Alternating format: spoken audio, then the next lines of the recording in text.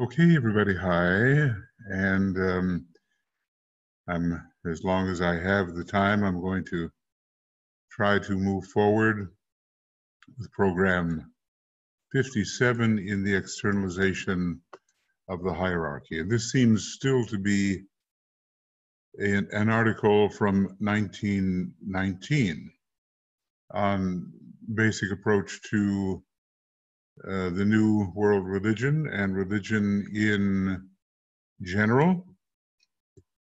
And then I think we'll take a leap to 1946 and then later come back to the beginning of the book where maybe about 60 pages are not yet done. I wanted to get into the most relevant material. So here it is, still the 24th of May, and we're in the sign Gemini. Religious organizations in the New Age. Let us return to our consideration of the spread of the deepened religious ideals and the growth of the new religious organisms rather than organizations. He always pushes for a consideration of organisms as living systems rather than the ossification which is possible in organizations, but not so much in organisms. Okay. In the process of transmuting the old form, which he said is the wise thing to do so that people do not feel that the form to which they adhere is entirely abandoned. It's a fourth-rate technique of connecting the past with the present and the future. In the process of transmuting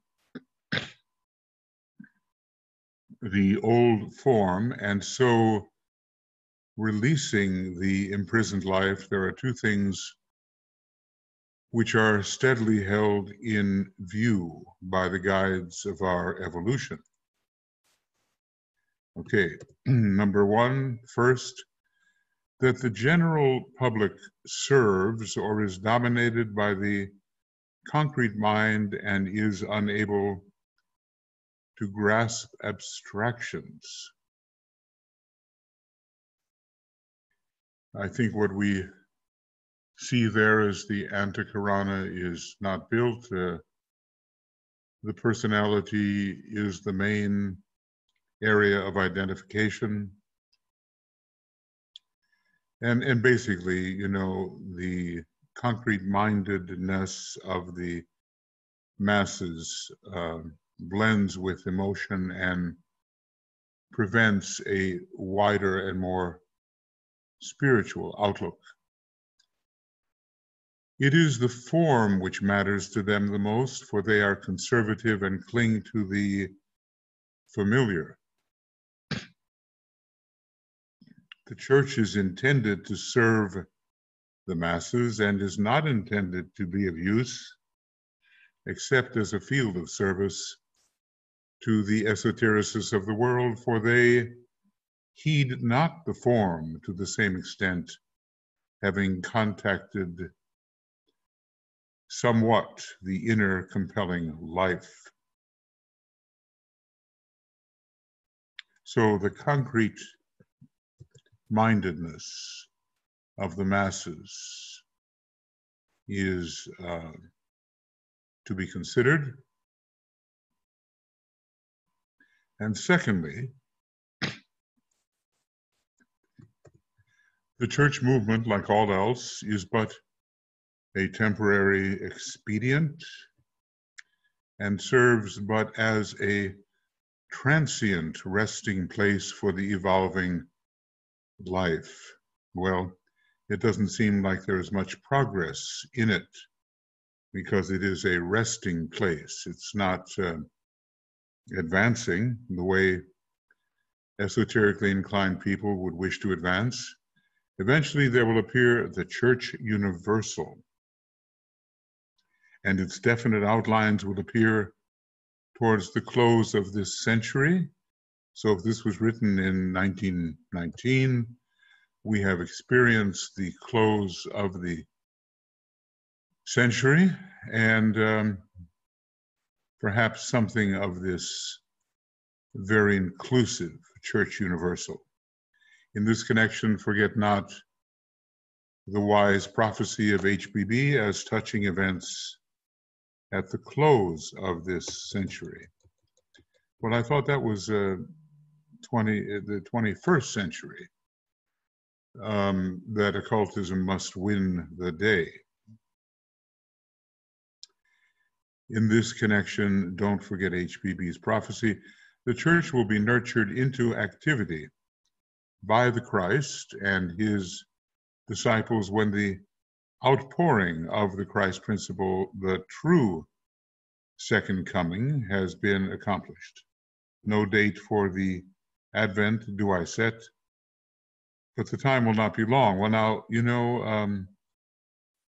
I guess this is before the Fifth Ray Ashram raced ahead and uncovered the secrets of atomic energy, which maybe, I think, changed everything. And it was anticipated that members of the hierarchy would be emerging in the 20th century and that the Christ himself could appear before the end of the 20th century. Now it looks much more like the 22nd century will be the time of his appearance, although one cannot say with any degree of certainty, nor is one to attempt to do so. It's simply foolish to say, lo here, lo there. Here is the Christ in East London running around waiting to be discovered, and then a picture is produced which must be anything but the Christ, you know. But people are not psychologically aware sufficiently to be able to identify what the radiation that comes forth from that photograph or whatever it is. Anyway, the Tibetan wisely does not set a date, because I don't even think the Christ has set a date. I think he has said this must be accomplished, this much must be accomplished, and I do not come forth until it is. Then it has to do with sharing and the general peace, and also the house cleaning, which does appear to be underway. Anyway, this was written in the 20th century, as all the Bailey material is, and quite early in the 20th century, if 1919 is the time that it came forward. The Christian church in its many branches can serve as a St. John the Baptist, as a voice crying in the wilderness, and as a nucleus through which world illumination may be accomplished. Well, you know, that I think that task was broadened and given over to the new group of world servers. The Christian church alone was not enough and is not enough. I indicate the hope, I do not assert the fact. Interesting, assert a fact, the first ray word of power. Its work is intended to be the holding of a broad platform. The church must show a wide tolerance and teach no revolutionary doctrines or cling to any reactionary ideas. Okay.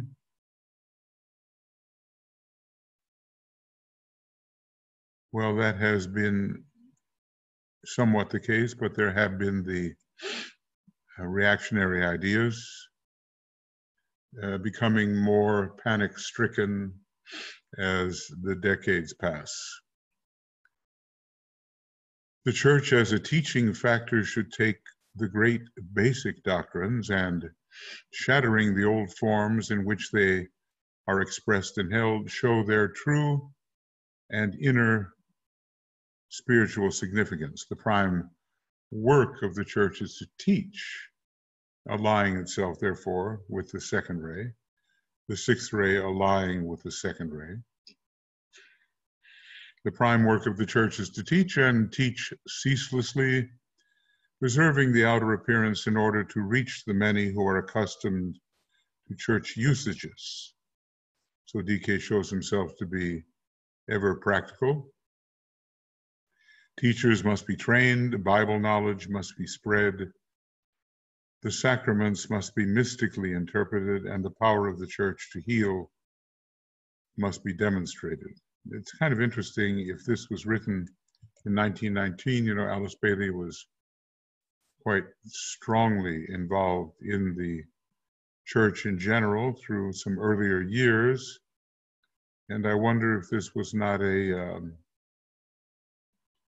bridging subject to help make her more accustomed to working with the Tibetan and to demonstrate to her that he was no enemy of the church, even though he was a Tibetan. Yet he did have, we are told, 2 European incarnations, I think significant ones. I don't know how far back that goes, but maybe Cleinias the Just Greek, who was the assistant to Pythagoras, and maybe Plotinus, the Neoplatonist, who wrote the Aeneid. And, you know, there was Proclus and the Iamblichus and Porphyry, I think. A number of those prominent Neoplatonists, but I think he was among the most prominent. The 3 main channels through which the preparation for the New Age is going on might be regarded as the church, the Masonic fraternity, well, a brotherhood, but also now including women, and the educational field. All right. This is a thought with which I think we are familiar, and different rays work through the different organizations. I think in terms of soul or monad, the 3 main channels, Masonry, the first ray, the church, the second ray, predominantly, and the educational field, the third ray. And there are crossovers, of course. All of them are as yet in relatively static condition, and all are yet failing to meet the need and to respond to the inner pressure. I think after World War II, all of these organizations were under scrutiny because what they had taught and the training they gave was not enough to forestall the war. But in all of these 3 movements, okay, that's what he calls them, disciples of the great ones are to be found, and they are steadily gathering momentum and will before long enter upon their designated task. I think many changes have occurred in these 3. Masonry is reforming. The church has had its attempt to be more widely assimilable in its teachings. Education has undergone many experiments, whether we deem them good and productive or not so. So, you know, 100 years have passed since this was written, if this is the 1919 writing. The Masonic movement, when it can be divorced from politics, because there's so many Ray 1 people in it, and social ends,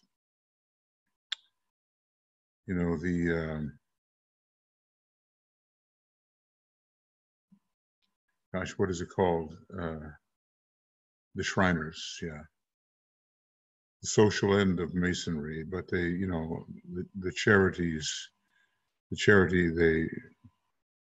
they tend to support, burn hospitals so necessary, but sometimes they joke and call it the house of darkness because you can just kind of go next door and have a drink, and it's not the same in a Masonic temple. I've been a Mason since 1974. Not active recently, but quite active in the beginning, and observed many things. Some of them with the seeds of progressivism, and others caught in some kind of stasis. The Masonic movement, when it can be divorced from politics and social ends and from its present paralyzing condition of inertia, in which as the Tibetan says, the secrets are safely embalmed, will meet the need of those who can and should wield power. It is the custodian of the law, it is the home of the mysteries, and the seat of initiation. Well, that is so powerful a phrase or sentence. This is what Masonry can be, and one day will be, the home of the mysteries and the seat of initiation, and didn't mean to leave that out, the custodian of the law.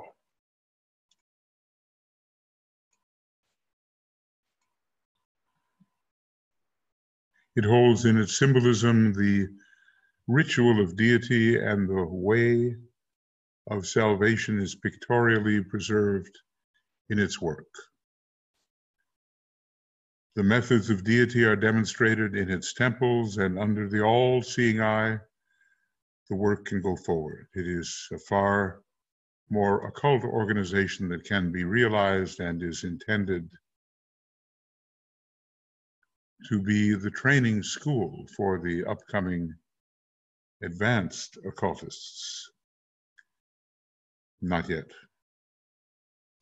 It is in its ceremonials lie hid the wielding of the forces connected with the growth and life of the kingdoms of nature and the unfoldment of the divine aspects in man.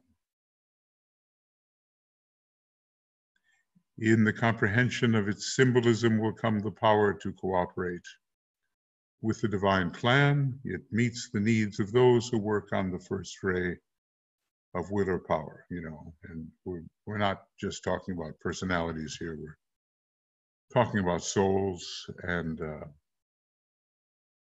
even monads.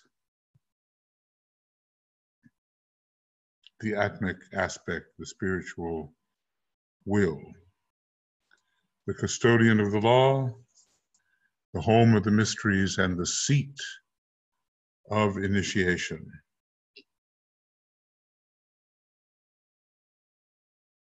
And, to decipher the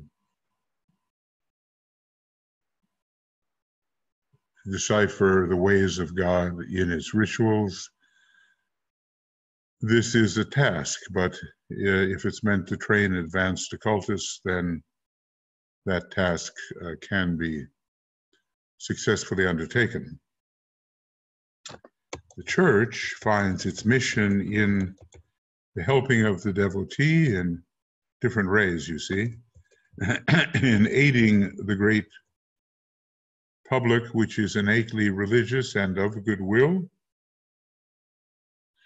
It hides in its heart those who vibrate to the great ray of love, the second ray of love wisdom.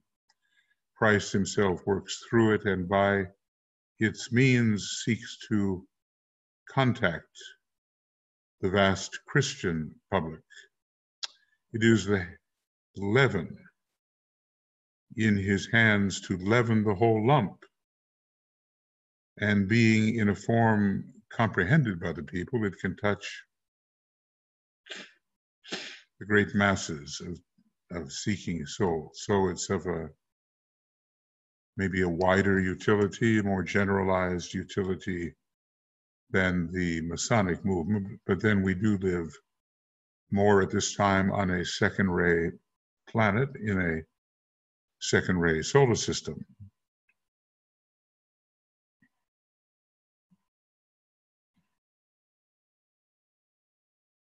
So the second ray, and I think, of course, the sixth ray will be involved. People don't realize that they are conditioned by the rays. They don't realize what a ray is. How would they? There are psychological types, of course, and maybe they know something about that. But eventually the ray psychology will penetrate many human consciousnesses, and they will understand why they adhere to certain forms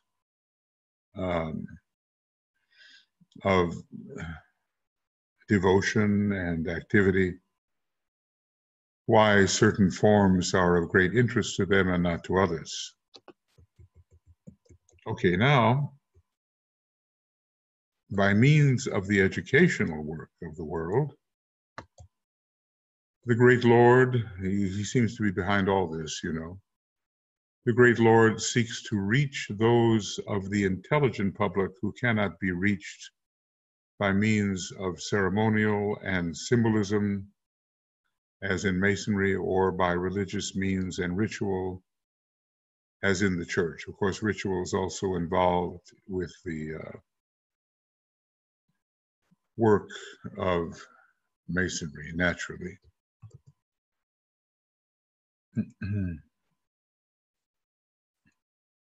It touches the masses and those in whom the intelligence aspect predominates, to the lessening of the other two aspects, lessening of law, lessening of devotion. It aids those men who are predominantly on the third ray of activity. The word predominance may be suggesting the monadic orientation. There are many from the moon chain who are found among the disciples at this time, and they can have the third ray monad, and probably the majority of them from the moon chain does, and the majority of those from the previous major solar system would have the third ray or one of its divisions, as that ray of intelligence would at first supervise rays 4, 5, 6, 7. Anyway, the rays are given, and along one or other of these lines of service, one's work will be found. And do we know which line it may be for us?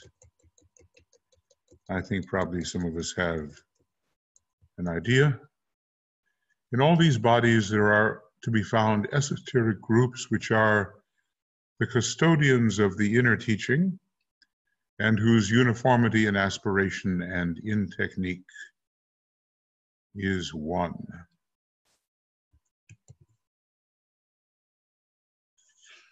Well, you know, these groups would not be well known among the rank and file of the membership, but they do exist. I remember working in Masonry and trying to bring about occult study among some of the more significant Masons, but there was a gap, and insufficient interest.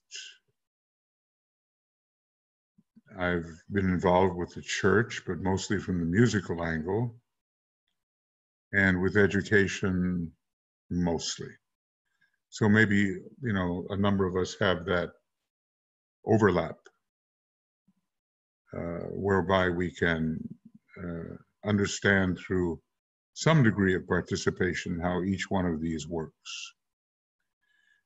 These inner groups consist of occult students and of those who are in direct or occasional touch with the masters, and those whose souls are in sufficient control so that the will of the hierarchy may be communicated and gradually filter down to the physical brain. So this is something about the membership of the people in the inherent occult groups in all three. Now, maybe a lot of us know something about the occult groups in relation to education. And there are certain forms of Masonry which are now predominantly occult. I'm thinking of AUM, Ancient Universal Mysteries, the one that I know most about. And when it comes to the church, well, I don't think I know so many, but we're told that the Master Jesus meets with certain of the prelates in the higher positions, and that they are his students. Whether or not a pope would be his student, I suppose it depends on the quality of the pope, and not just automatically upon the fulfillment of a particular task or entering a particular role. These groups, which constitute the true inner esoteric group, are many, but their membership is yet small. For the fact that a student may belong to any of the outer esoteric groups, so-called, is no indication of his true esoteric status. Well, I guess he's saying in a better way the very thing that I was just trying to say. Simply being in a position does not mean that one has the capabilities which ideally would be associated with that position. When the few who are the true esoteric students of the world know the difference between etheric and astral forms, between mental clairaudience and clairvoyance and their astral counterparts, between the elementals of thought and the elementals of nature, then will the Christ and his church have a real esoteric group on the physical plane, and the outer organization receive the needed stimulation.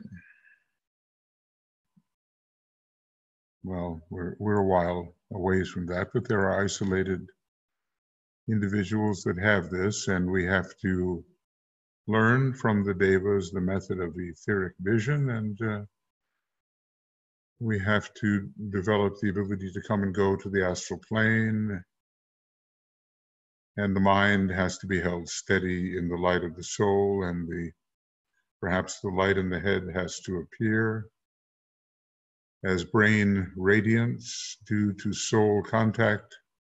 And that is why it is necessary, says the Tibetan, to work with students at this time and train them in the nature of true occultism. When we understand better the significance of time in prevision and of force in movement, and when we comprehend more fully the laws that control the subtler bodies, and through them, therefore, the laws that function on the planes whereon those bodies express, themselves, then will there be more intelligent and more useful work offered in cooperation with the occult hierarchy. So these are requirements, and as yet we're pretty far from the fulfillment of these requirements. Okay, these are listed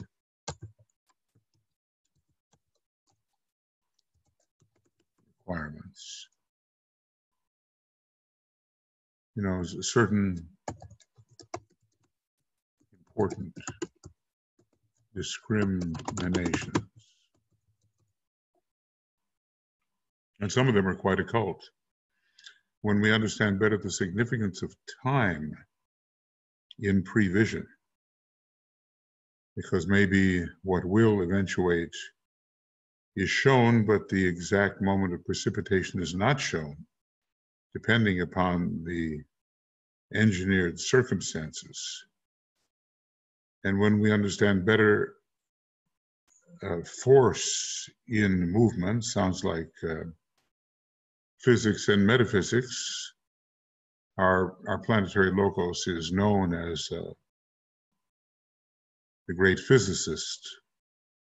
And when we comprehend more fully the laws that control the subtler bodies, maybe when we study a treatise on white magic, that will come to us, and through them, therefore, the laws that function on the planes whereon those bodies express, a lot of, magical studies here express themselves, then there will be more intelligent and more useful work offered. DK says, study the white magic book. Yes, study it. Because the day will come when I can offer you the real formulas, and you will be better prepared because of your earlier studies. In the esoteric group, which is composed of the true spiritual esotericists found in all exoteric occult groups in the church, by whatever name it may be called, and in Masonry, you have the three paths leading to initiation. And basically all of these means of teaching and training will present their candidates and their groups of candidates for initiation.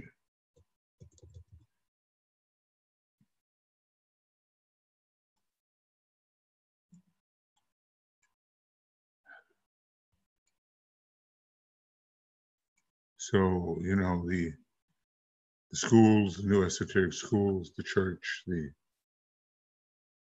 Masonic fraternity will present to the initiator, whether it's the Christ or maybe even at some point Sanat Kumara, groups which can be initiated. The coming of group initiation is very much needed and expected, and is all part of the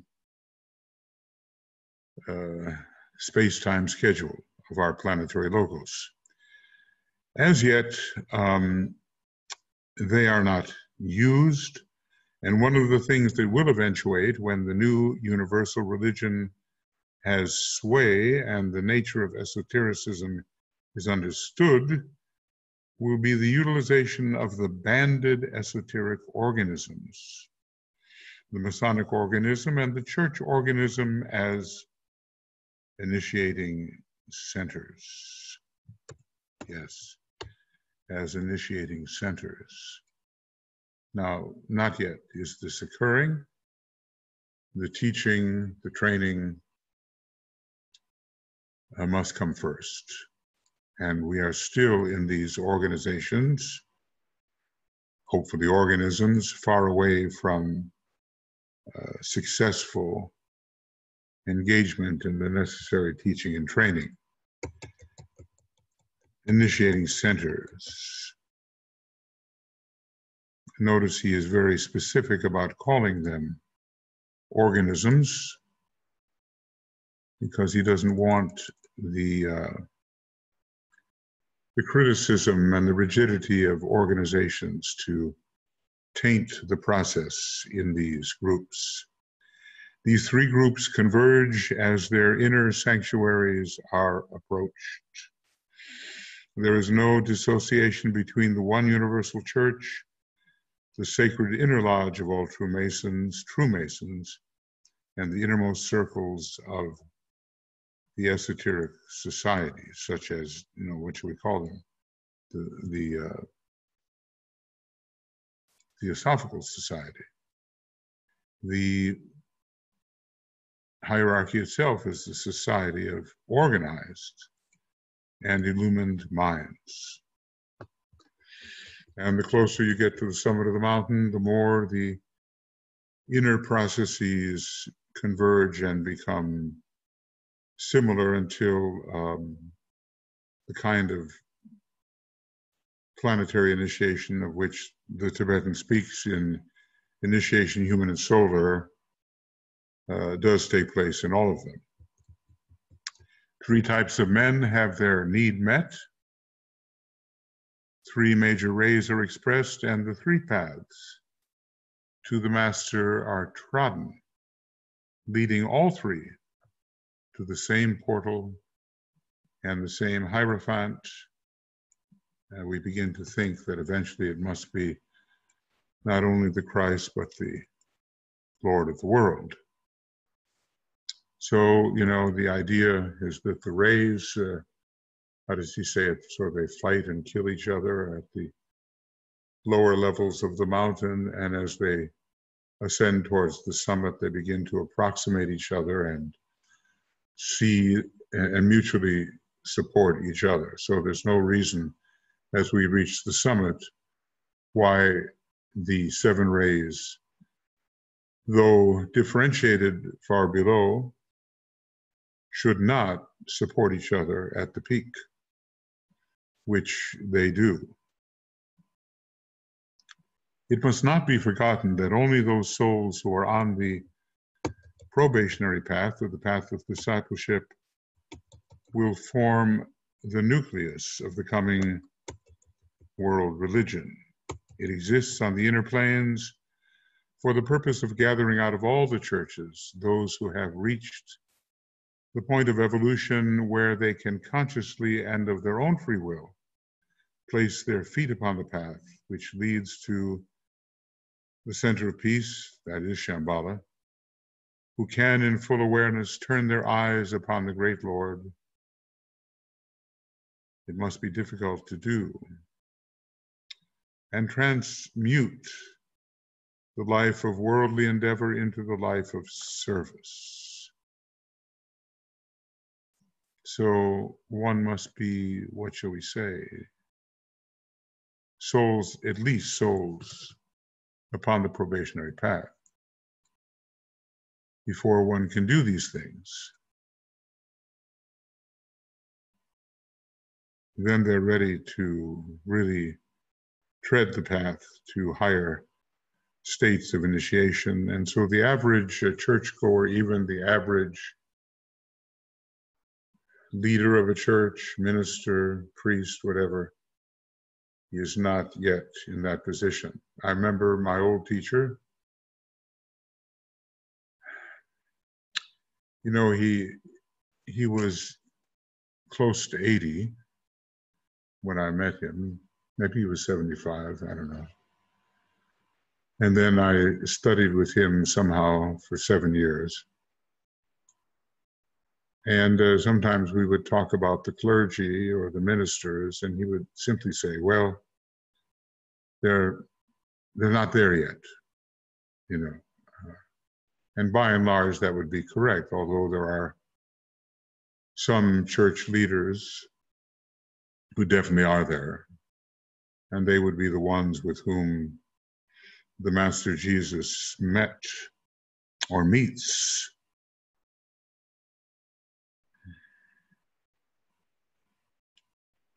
So the nucleus of the coming world religion will be gathered out of the disciples and probationers.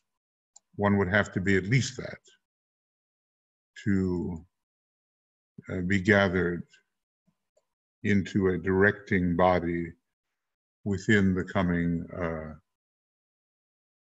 universal religion.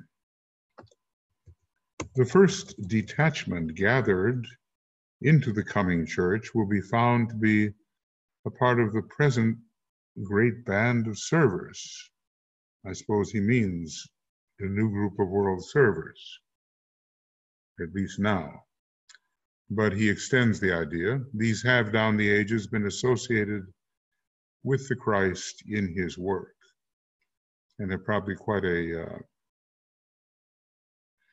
history in the church.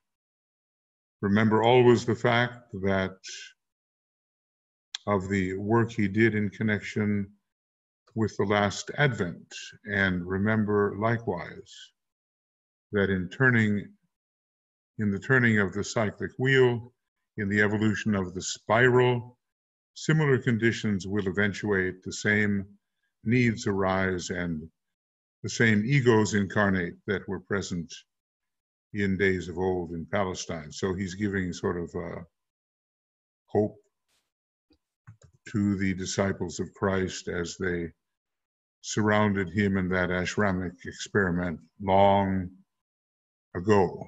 I mean, they obviously have progressed, and some of them were already high initiates, like Paul, and maybe Peter was quite high, certainly John the Beloved.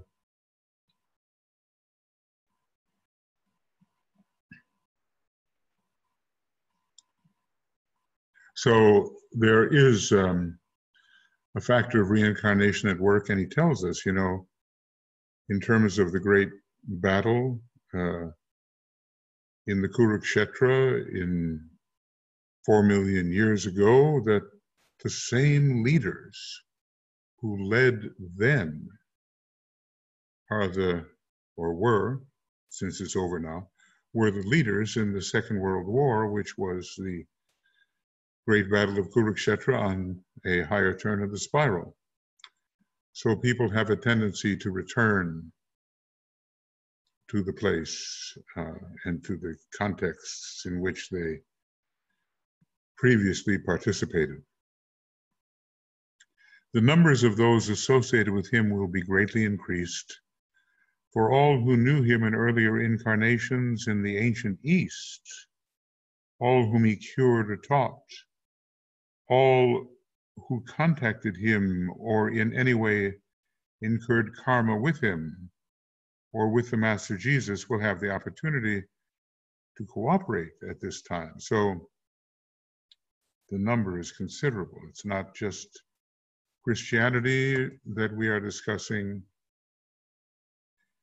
It's the Lord Maitreya, it is Krishna, earlier incarnations of the one we call now the Christ, and the Master Jesus is also connected, and he had maybe a different kind of karmic association. He was more the great general as he was when he was Joshua, but he certainly worked his way into the temple proceedings and became Jeshua and Joshua the high priest and so forth. And then the carpenter, and some say the builder of crosses.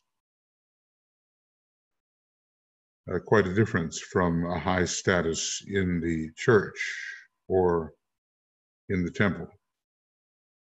In fact, when he visited the temple, he caused the disturbance. I think that was Jesus, not so much the Christ.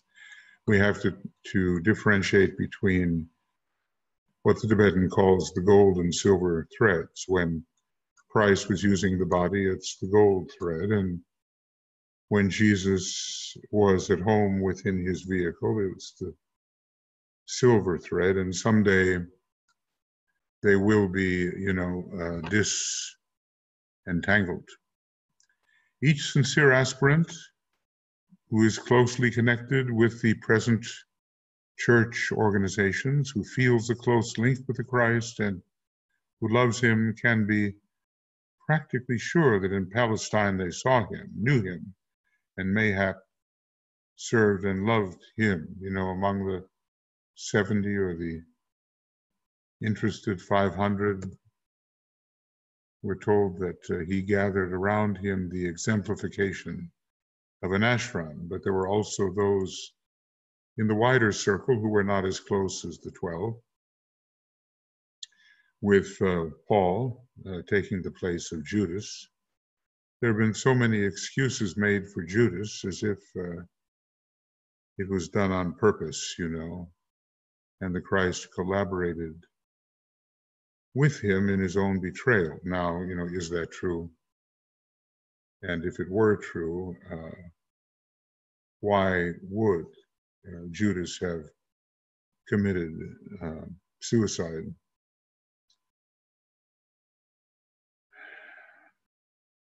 But it does seem that the law required that he do what he did, or at least foresaw it.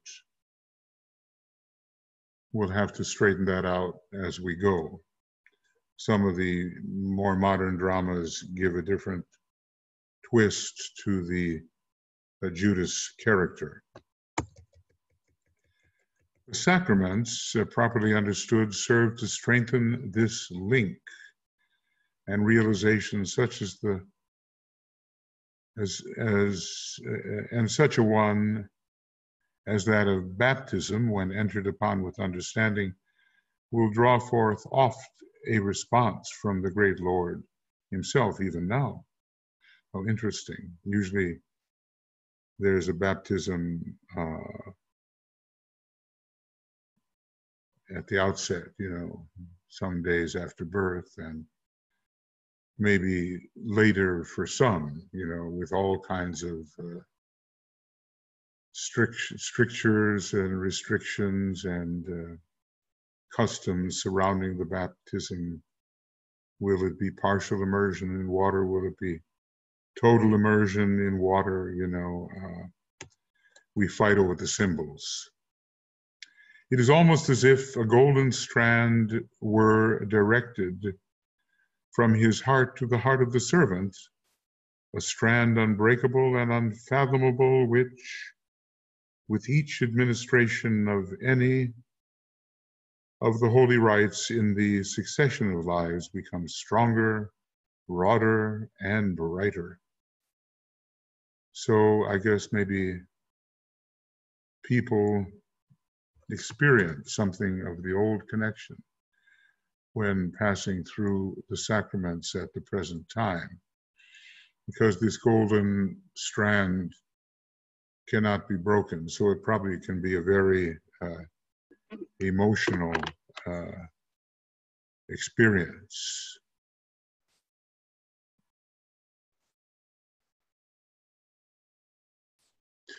Okay, a call came in that I had to take, and I hope I have not messed it up somehow. Just a couple, you know, another 10 minutes here in this particular program. So anyway, the connection with the Christ lasts. And I know some people who have the distinct impression that they worked with him, knew him, served him. Of course, he would have appeared as the Master Jesus, but so often the Christ, well, or the initiate Jesus, but so often the Christ was in possession of the vehicle. So eventually these many strands will become reabsorbed into the source when the body of the Christ, one of the 7 heavenly men on the second or monadic plane, is completed in full expression. That's very interesting. For each one linked to him becomes, in a vital sense, a cell in his body. Now that is really of interest, and I don't recall ever having noted that as I should. So a strand, unbreakable and unfathomable, and which with each administration of any of the holy rites in the succession of lives becomes stronger, broader, and brighter once this original strand is established. Eventually, these many strands will become reabsorbed into their source. When the body of the Christ, one of the 7 heavenly men on the second or monadic plane, is completed in full expression. Now, he's said to be on the ray path. This was written, however, in 1919.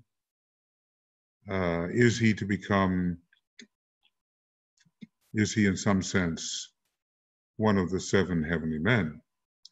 Usually the heavenly men or planetary logoi are produced, or at least the vehicle is produced, by a combination of solar angels, maybe 49 of them, producing the vehicle of the planetary logos. That's a bit mysterious to me, and I'm thinking about it.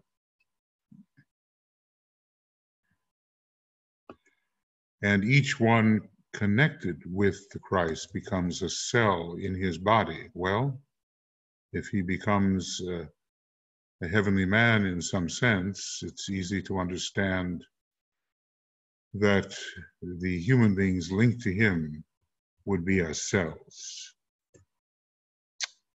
But this is obscure, I think, and a little different from the fate of the Christ as a Ray Lord, or a Ray, and eventually a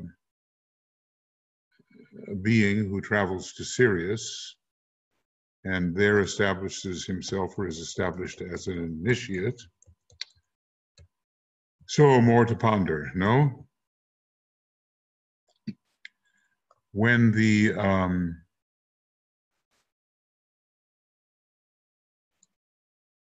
initiate Paul truly sensed and knew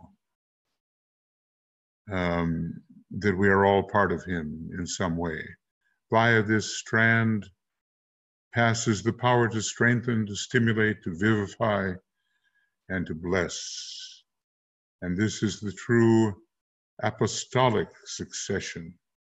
All true disciples are priests unto the Lord. Now, this is very Christian terminology, but it certainly offers the occult explanation of some of the biblical phrases. Very interesting. A strand was created, sacraments are repeated, the strands are strengthened. It results in the individual becoming a cell in the body of the Christ as he becomes something else. It rather looks like a heavenly man, but a heavenly man is a planetary logos, and he's not on the path of the planetary logo, he's on the ray path, and then on the path to Sirius, which is the 4th path, and can change into the 3rd, but I don't think the path of planetary logoi is his. So there are certain things to be worked out here. There is no question, therefore, that the work to be done in familiarizing the general public with the nature of the mysteries is of paramount importance at this time. We know that the Christ will himself officiate in the mysteries, especially publicly at the first initiation. These mysteries will be restored to outer expression through the medium of the Church and the Masonic fraternity, if those groups leave off being organizations with material purpose and become organisms with living objectives. I think this is somehow very important section. I guess most of us have read quite a bit of the Tibetan, maybe not everything. And when I run into something that I cannot be certain I've read, I'm usually quite taken by it, as I am by these several sentences and paragraphs. So the restoration of the mysteries, the Master R will be involved in that too. And even the second initiation will be restored in an outer sense, but not so exoterically as the first initiation, because that basically is what lies before the majority of human beings who have approached the fifth kingdom of nature. When the Great One comes with his disciples and initiates, we shall have, after a period of intensive work upon the physical plane beginning around the year 1940, well, I think, here I think the plans as they were intended are presented. I think the masters were intended to arrive, some of them, in the 20th century, the Christ before the end of the 20th century, but it didn't happen because I insist on thinking that the situation was too dangerous with the release of atomic energy. And with the descent of humanity into the Second World War, which maybe was not fully anticipated in the year 1919. When the Great One comes with his disciples and initiates, we shall have, after a period of intensive work on the physical plane beginning around the year 1940, see, that was the very beginning of the Second World War, obviously not anticipated in this writing, the restoration of the mysteries and their exoteric presentation as a consequence of the first initiation. We shall have the restoration of the mysteries and their exoteric presentation as a consequence of the first initiation. Okay, so this was what was planned, and in Initiation Human Solar, we read, a little bit more about that. That was the intention.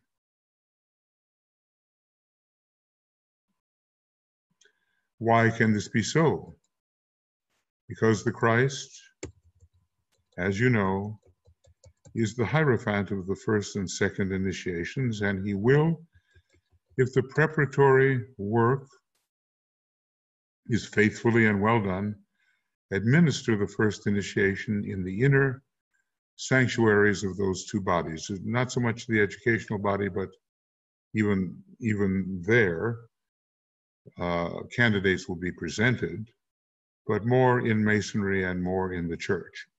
Many faithful workers will, during his period of work on earth, take the first initiation. It's not as easy as people judge. And simply to be a reader of the books does not guarantee that one has taken the first initiation.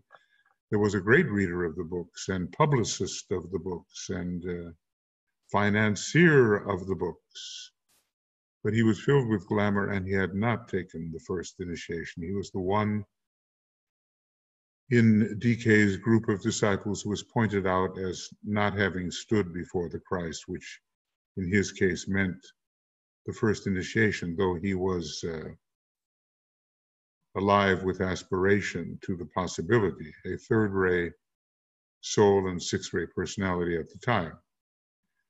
Many faithful workers will take the first initiation, and some few will take the second. It's much rarer, maybe, than is thought. Why? Because there's usually quite a length of time, not always, but quite a lengthy period between the first and second initiation. The race has now reached the point where many souls are on the probationary path and need but the heightening of their vibration, made possible by his presence, to reach the portal of the path itself. And I'm not sure, what can I do here? Yes, the portal of the path itself. This is the first initiation and entry into the fifth kingdom of nature. And now, what is it that you all can do? What is the condition surrounding the aspirants of the world today? We have a world full of unrest, a world full of pain, sorrow, and strife, a world in which the emotional bodies of humanity are in a condition of tremendous disturbance, a world in which animals, men, women, and children suffer. Notice how animals are included, agonize and die. It's certainly become worse in a way. One only has to see the videos of slaughterhouses and it's almost unbearable. A world in which hunger, sin, sickness, famine, rapine, and murder stalk unarrested. A world in which the forms of religion exist, but the life is gone, in which science is prostituted to the ends of money and hate, and in which the produce of the earth is not for the sustenance of the race, but for the nourishing of the purses of the few. A world in which faith is oft the subject of scoffing, in which unselfishness is regarded as the attribute of the fool. This is quite an indictment, wouldn't you say? And in which love is exploited in its lowest expression, sex. Is this the atmosphere in which the Christ and his disciples can breathe? Is this a condition in which they can find harmonious influences? Is this the state of affairs in which they can work and live? Are the vibrations extant upon this planet similar to theirs and to which they can respond? We know that it is not so, and that much must be done to facilitate their work. So what can we do? And I think that will take us,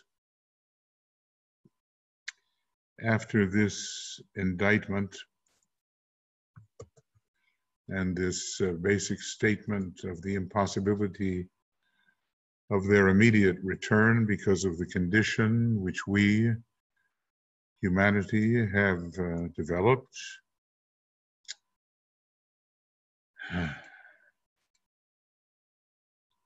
We can take it this far. And then we'll pause concerning what we can do, because there's still quite a bit left before we reach this section on the externalization of the ashrams. And it's getting a bit late here. And so my thoughts about producing anything worth saying tell me that it's best to stop at this point. Page 516, we have reached page 516, I think from 510, yeah, 510 to 516, yep. So let's go down to where it all seems to start.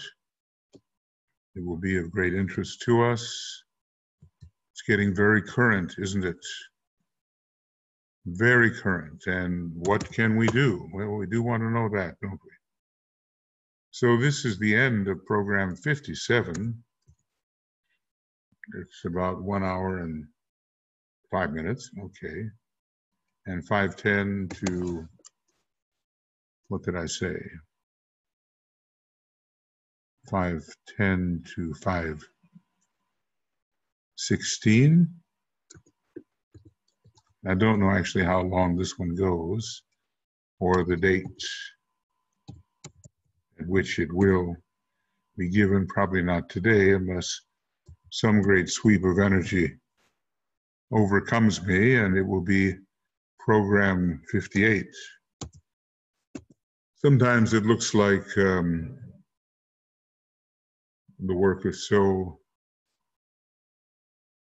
demanding as one looks ahead at all of the books that might be able to be spoken of, you know, and of course one is not the Tibetan and one cannot speak with his authority and with his scope of wisdom, but one can connect